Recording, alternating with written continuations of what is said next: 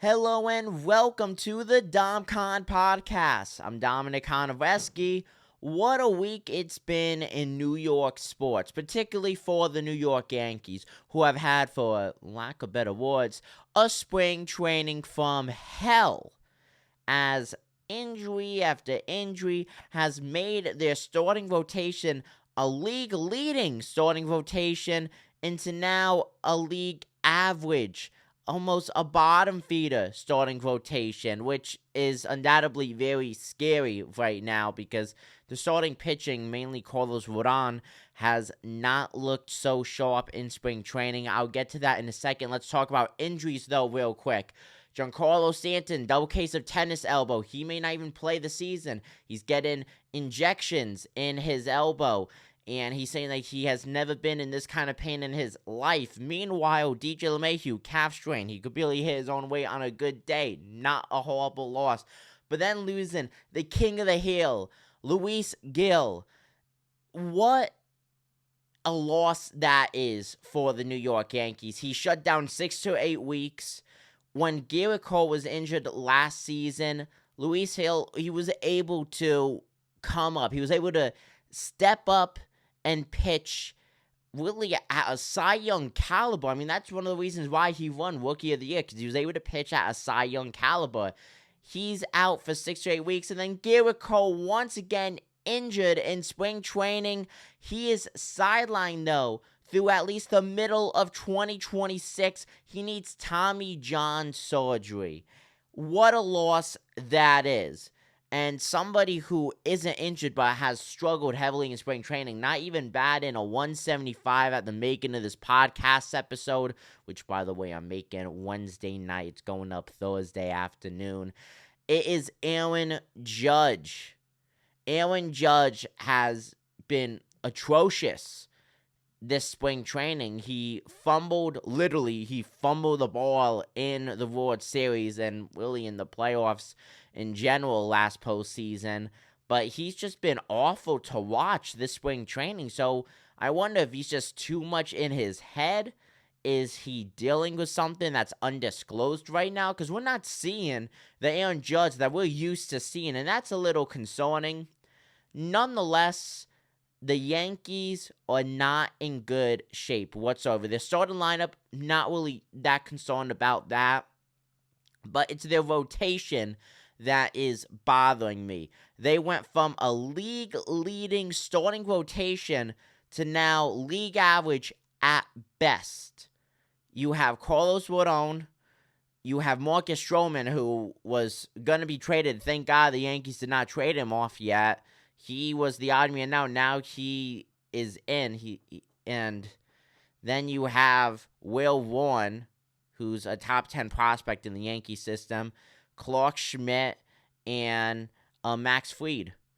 And overall, it's a rotation that could take you, I want to say it's a rotation that could take you to the playoffs, but that's if Carlos Rodon and Marcus Stroman are able to pitch like their vintage selves. If they're able to pitch like their vintage selves, then yes, it's a starting rotation that could take you to the playoffs. Right now, their ace is Max Fried. Without a doubt, that's the ace. Thank God that the Yankees made the move for him. Because if they did not, I really don't know who would be in that number one spot right now. Because Rodon definitely hasn't dissolved it. You can't put Stroman in that number one spot. So maybe Clark Schmidt then? Maybe? Nonetheless, it's just been rough. And what's also been rough in New York sports are the New York Rangers. I mean, come on, man. No one expected the Rangers to have the kind of season that they're having now. It's been a hard knock season for the New York Rangers, who are extending Jonathan Quick. And that, honestly, is probably the best move that they've made this entire season, was the extension of Jonathan Quick. And I just had something in my eye, but even since I wiped it, I still cannot see the Rangers coming out of this season with a smile on their face. Because it really was. It was a failure of a season.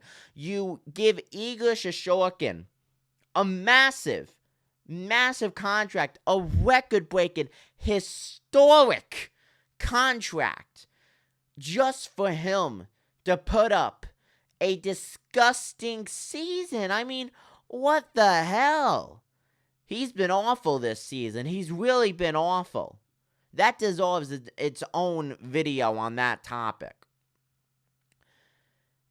But nonetheless, there is hope. Well, for New York sports, there's hope if you're a Jet fan at least, because Justin Fields is a Jet. I've been waiting to do this as the segment here on the Dom Khan podcast ever since the news was released, because we all know I'm a big Jet fan, and I absolutely love this move. I love it. I love it. I love it. I've been saying now for the better part of a year and a half that Justin Fields would be a perfect addition on the New York Jets. And then you pair him up with his old college teammate of Garrett Wilson. Oh, my. That is beautiful right there. I'm excited to see what Fields is going to do in New York.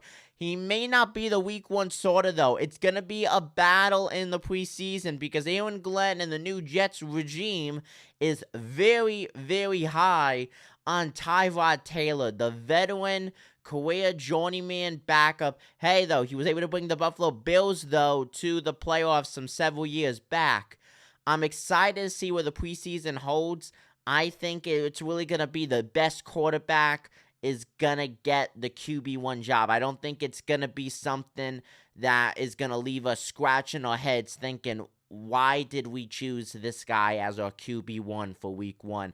I don't think it's going to be like that. I think it's going to be crystal clear as purified water that whoever is the Jets starting quarterback on week one, whether it's Tyrod Taylor or Justin Fields, that it's going to be a very clear, very obvious choice. And speaking of obvious choices, the New York Giants have only one choice and a quarterback under center. That is Tommy DeVito, who is their only quarterback on the roster right now. He was signed to a one-year deal.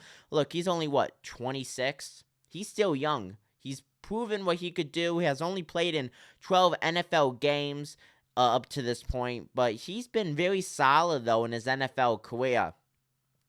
I've said so many times, the only difference between Tommy DeVito and Brock Purdy is two things. Number one is just one draft pick.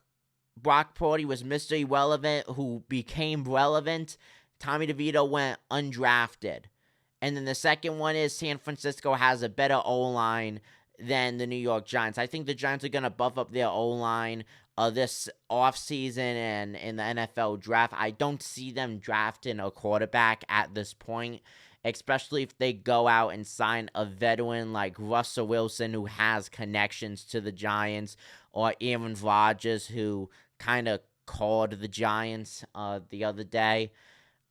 I think Aaron Rodgers is the more likely choice to be on the New York Giants. I'm excited to see how that unfolds. I think that Rodgers, despite him being the oldest player in the league, he definitely has it in him.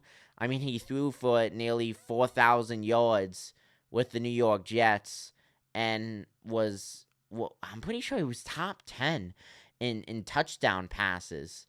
But nonetheless, he put up a historical season when it comes to Jets quarterback standards. Look, Aaron Rodgers could still play the game at an elite level. The fact that the Jets walked away on him and shut the door and threw out the key, I feel like was very surprising for me. I don't think that Aaron Glenn really gave Rodgers a chance. The fact that it came down on whether or not Rodgers is going to appear on the Pat McAfee show, that's just... I think that was just the dumbest thing for that to be the ultimatum, for that to be the deal breaker. But let me give you a deal that is a perfect one. Hit that subscribe button, like this video, share this video. That is all for this week's edition of the Dom Khan Podcast. I'm Dominic Konoveski. Thank you guys so much for tuning in. This was our second ever episode here on the New York Sports Show. It's a true honor to be able to broadcast to you guys. I love you all. God bless.